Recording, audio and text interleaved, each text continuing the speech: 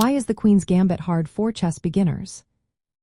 Imagine opening a door to a new world of chess where every move counts and plans unfold over many turns.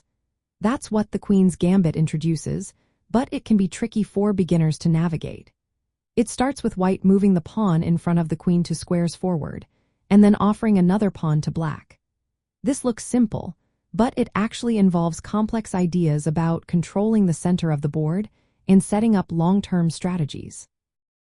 Beginners often see the pawn sacrifice as risky or confusing because it's not a straightforward attack.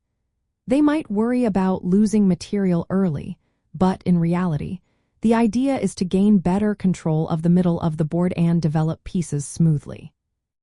One big reason the Queen's Gambit is tough for new players is the complicated pawn structure.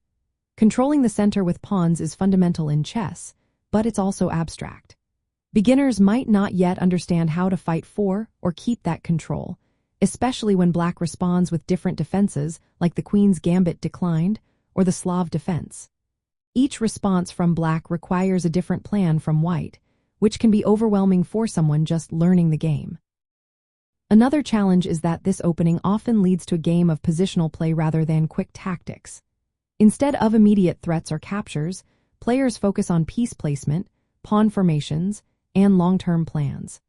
Beginners tend to prefer clear tactical moves, so they might find it hard to follow these subtle positional ideas.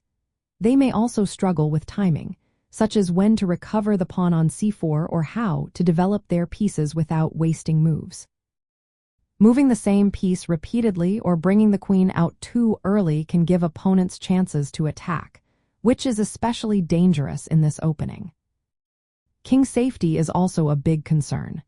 Since the center opens up early, castling becomes very important to protect the king. Beginners sometimes delay castling or forget to develop their pieces properly, leaving their king exposed. This can lead to quick disadvantages or even checkmate threats. In short, mastering the Queen's Gambit requires understanding how to balance attacking the pawn, controlling the center, developing pieces efficiently, and safeguarding the king. It's a game of patience and strategic thinking, which takes time and practice to get comfortable with. That's why, even though it's a popular and sound opening, it can be quite challenging for those just starting out in chess.